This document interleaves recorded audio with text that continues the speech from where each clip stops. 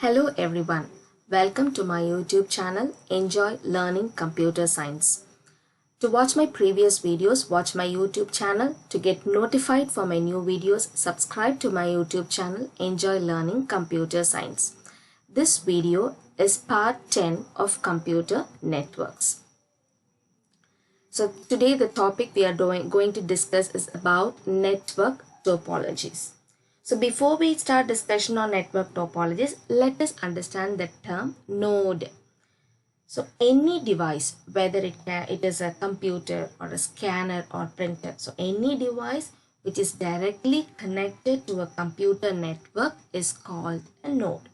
Suppose you are working on a PC at your home and then you connect it to internet. So as soon as it becomes a part of internet, which is a computer network, it becomes a node. So a node is a device which is directly connected to a computer network. It can be a computer or any other device like printer, scanner, etc. Now, the way in which the computers or devices are physically interconnected to form a network is called a topology. So a topology is an arrangement of physical connections among nodes in a computer. It is a way of connecting devices with each other either physically or logically. So two or more devices or nodes make a link and two or more links form a topology.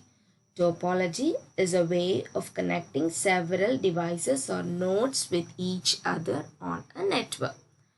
So we are going to discuss about the different types of topologies. There are different types of topologies based on the arrangement or structure of the network.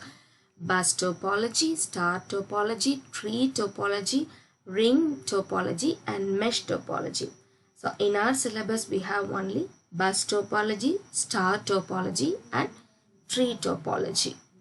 The first one is the bus topology.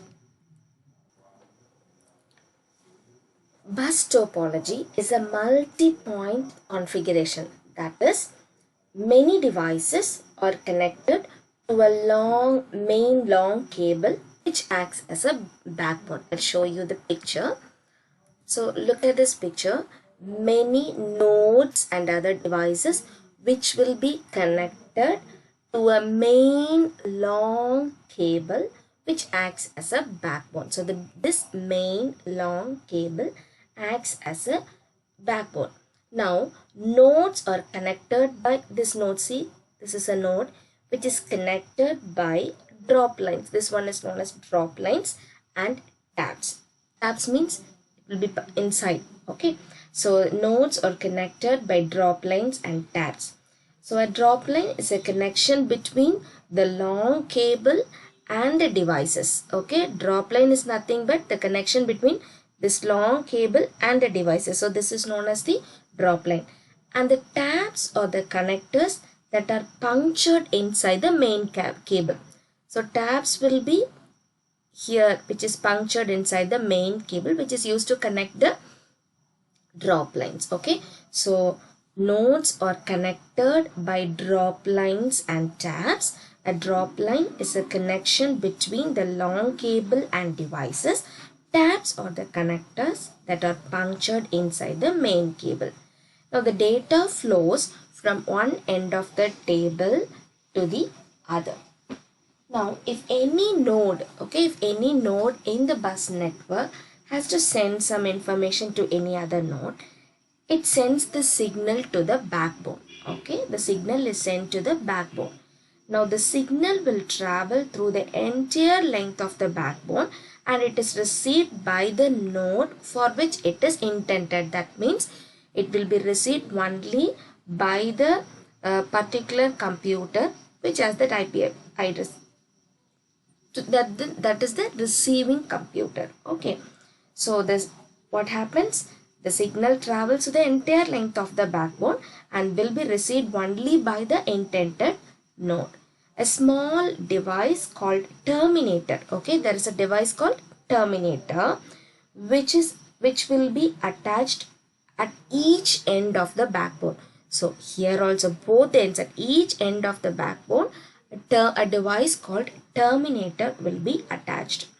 So when the signal reaches the end of the backbone, it is observed by the terminator now, and the backbone will get free to carry any other signal.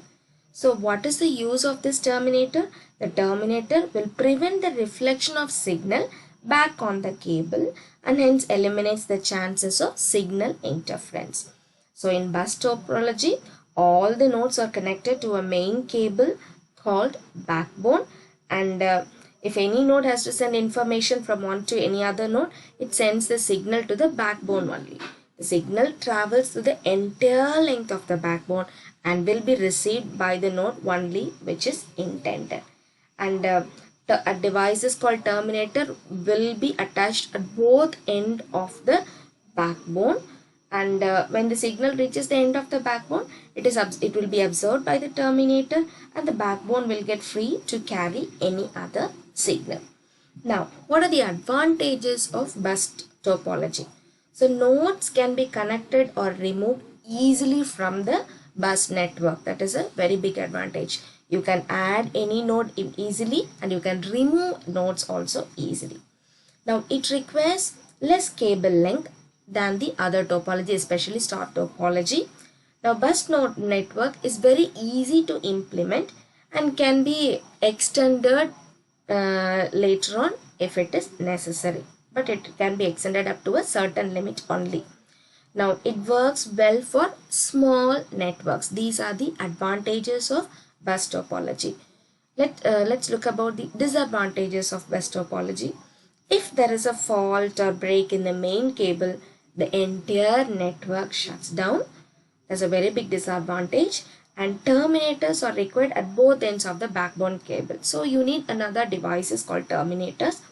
Now fault isolation is difficult to detect if the entire network shuts down.